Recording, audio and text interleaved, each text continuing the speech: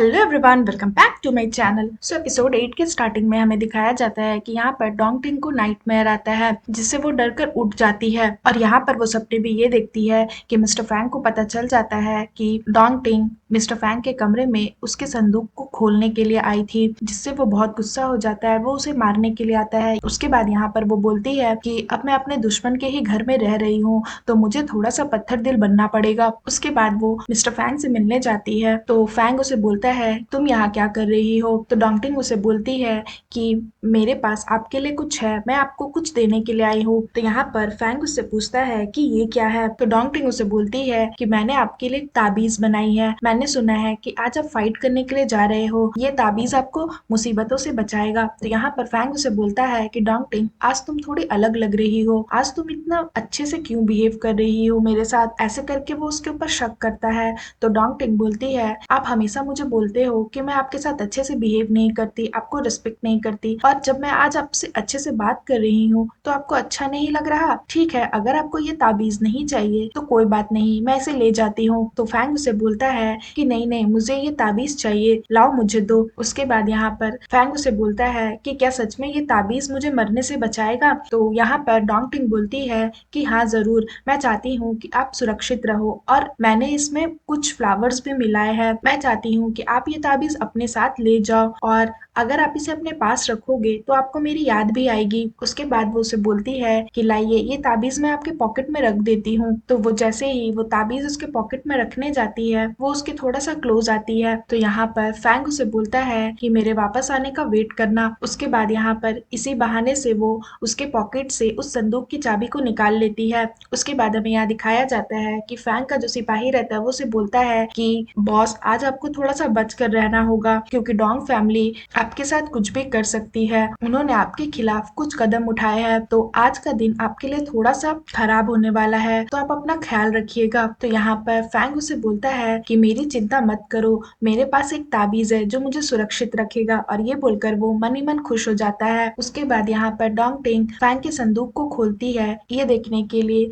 कि आखिर उसमें क्या है। और जैसे ही वो उस संदूक में अपने डैड की ब्रेसलेट को देखती है, वो शॉक्ड हो जाती है, क्योंकि मरते समय डोंग टिंग के डैड ने उसे यही ब्रेसलेट दिया था और कहा था इसे ले जाकर के मिस्टर फैंग को दे देना। तो ये बात वो सोच रही होती है, और यहाँ पर वो शॉक्ड होकर बैठी रहती है। तभी फैंग उसके पास आता है और वो देख लेता है कि उसने उसके संदूक को खोला है और उसमें से वो ब्रेसलेट उसके पास आ गया है। उसके बाद यहाँ पर डोंग टिंग उससे पूछती है कि आपको ये ब्रेसलेट कहाँ से मिला। ये ब्रेसलेट तो मेरे पास था, क्या आपने मेरे रूम से इसे चुराया है। और उसके बाद वो बोलती है कि आपको हमेशा से पता था कि मैं कौन हूँ, बट आपने मुझसे झूठ बोला, आपने ऐसा प्रिटेंड किया कि आप मुझे नहीं जानते, और आपने मेरे साथ खेल खेला है इस तरह से जैसे मैं आपकी कोई पपेट हूँ। तो बताइए मिस्टर फैंग, क्या आपको प्राउड फील हो रहा है मेरे फीलिंग्स के साथ खेलकर। फैंग उसे बोलता है कि डोंग टिंग, तुम गलत समझ रही हो। तो यहाँ पर डोंग टिंग गुस्सा हो जाती है और बोलती है आप मुझसे इतनी नफरत करते हो,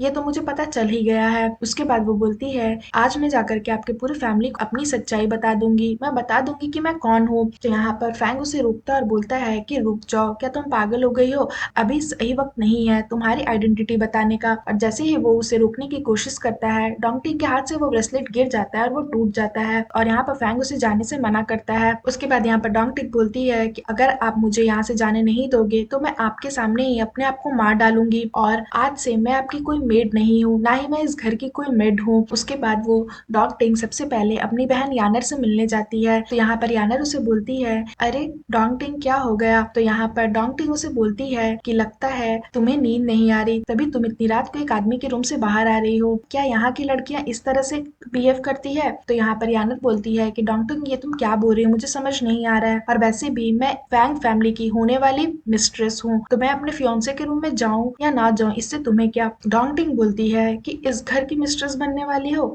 क्या तुम इस घर की मिस्ट्रेस बनने के लायक भी हो मिस डोंग यानर। यहाँ पर यानर शॉक्ड हो जाती करती है और बोलती है, डोंगटिंग क्या तुम्हारी मेमोरी वापस आ गई? तो यहाँ पर डोंगटिंग उसे सच बताती है और बोलती है, मैं तो कभी कुछ भूली ही नहीं थी। तो यानर उसे बोलती है, अच्छा तो तुमने मुझसे झूठ बोला कि तुम सब कुछ भूल चुकी हो? तो यहाँ पर डोंगटिंग बोलती है, और तुमने भी तो सेम ऐसा ही किया मेरे साथ। तुमने भी तो इस पूरे फैमिली से झूठ बोला कि तुम डोंगटिंग हो, डोंग फैमिली की इकलौती वारिस। तो यहाँ पर यानर हंसते लगते और बोलती है, जाओ जाकर सबको बताना है तो बता दो, वैसे भी तुम्हारी बातों का कोई विश्वास नहीं करेगा। तो यहाँ पर डोंगटिंग बोलती है, इस बार मैं बहुत ज्यादा कॉन्फिडेंट हूँ यानर, याद रखना मैं पूरे घर को सारी सच्चाई बता दूंगी कि तुम यानर हो और मैं डोंगटिंग हूँ। तो यहाँ पर यानर बोलती है कि क्या तुम्हारे पास कोई प्रूफ है? तो डोंगटिंग बोलती है कि यहाँ के गवर्नर यानी कि मिस्टर फैंग को जब पता ही है कि मैं कौन हूँ तो मुझे और प्रूफ की क्या जरूरत। तो अब बताओ, क्या तुम्हें लगता है कि यहाँ की फैमिली गवर्नर के ऊपर भरोसा करेगी या तुम्हारे ऊपर? तो यहाँ पर यानर उसे बोलती है, तुम्हें क्या लगता है मैं तुम्हारी इन बातों पे बिलीव कर लूंगी?